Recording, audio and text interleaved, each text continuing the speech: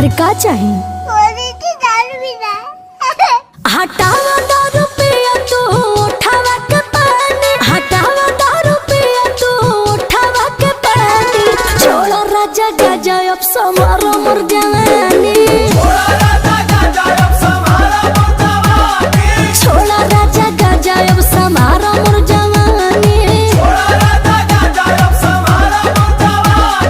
कोबले नी भइबो अपन रसम खाना दानी, कोबले नी भइबो अपन रसम खाना दानी।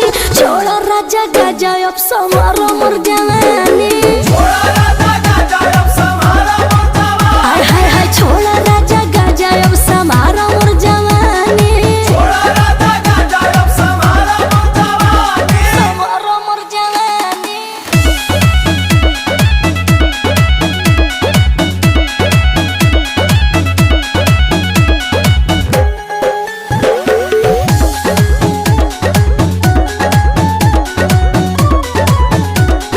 कबले हम कबले अकेले करवट बदले, बिना प्यार के भतर हम भइनी पगले। मोर कमरिया से ज्यादा पातर नइखे छिला महाराजा जी, और तो चिखने बुझी चिखता मोर बदाना राजा जी। के जुझता ने पेट पे मोर बुझा परेशानी, जुझता ने पेट पे मोर बुझा परेशानी। छोड़ो राजा गाजा अब समारो मोर जवानी, हाय हाय हाय। छोड़ो राजा गाजा अब समारो मोर जवानी,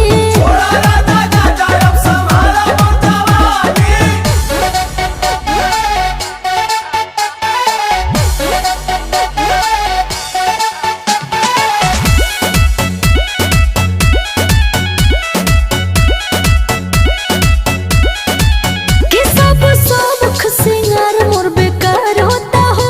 भइलो है हर में हर पे अत्याचार होता हो। जब सबक है ना पुरावे के रहे तो लइलो काहे के, हमरा घरवा के दामाद लालू भइलो काहे के। मोर मम्मी पापा के पिया बना दो नाना नानी, मम्मी पापा के पिया बना दो नाना नानी। छोड़ा राजा गाजा अब समारो मोर जवानी,